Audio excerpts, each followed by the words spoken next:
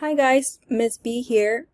I'm gonna be giving you guys some information on the power focus area called Roaring Twenties and Great Depression.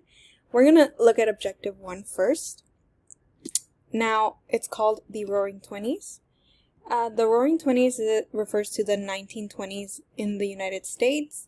It mostly changed America through many ways, but in specific through entertainment, economy, and democracy. We're going to look at these three things in depth in the following slides.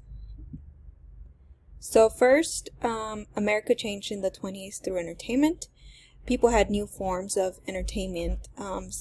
Before in the 1920s, there really wasn't very much ways to have fun besides maybe go and hit a tire with a stick. But now, people had radio, so we see this young lady here listening to the radio, and through it people would either listen to sports, which baseball was very big. This guy is called Babe Ruth. He was a very famous baseball athlete. And then another sport that was really popular through the radio was boxing. This guy, his name is Jack Dempsey, and he was a really famous boxer. Another form of entertainment was silent movies. This guy right here, his name is Charlie Chaplin. He was a silent movie comedian guy that you guys have probably seen before. Another big form of entertainment through the radio was music. Very important to know that the 1920s was also known as the Jazz Age because jazz music was really big in that time. At that time, we had jazz culture growing, which included fashion, especially for women. We see this pretty lady right here in her flapper clothes with the headband and the fancy pearls. And we also saw many musicians become famous at this time.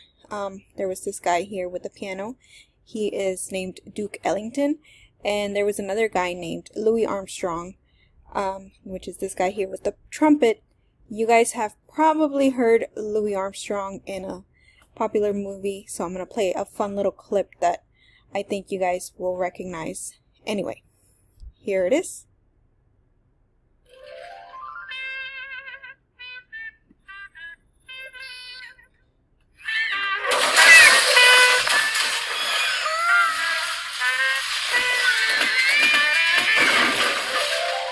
Hold me close and hold me fast, the magic spell you cast. This is La Vie en Rose. When you kiss me, heaven sighs, and though I close my eyes, I see love and rose.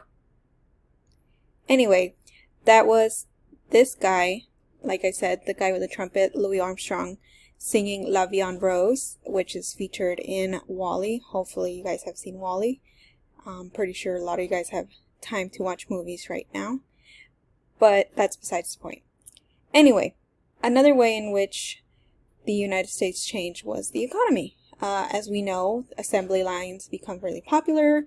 People build cars or different machines through it.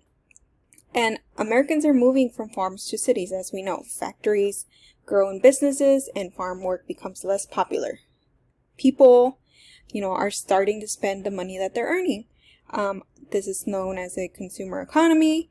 And they're buying a lot of these things through credit, which is really money that they're borrowing from the bank and that they don't have, which will become a problem later on and that we're going to look at in objective 2. The third and last thing we're going to look at is how in the Roaring Twenties people participated a lot in their democracy, which means they got to do their own choices or ruled by the people. That's a small definition for democracy. In specific, voting participation grows through different groups of people, and voting rights are extended. Some suffrage amendments that you guys can remember or should remember are the 15th and the 19th, the 23rd, 24th, and 26th. These right here describe exactly who got new rights. But in specifically, the 1920s saw the women's suffrage movement. Suffrage does not mean to suffer. If you guys remember, it means the ability to vote. So women were given the ability to vote through the 19th Amendment, which passed in 1920. This was led by this woman right here. Her name is Susan B. Anthony. And again, the 19th Amendment gives women the right to vote.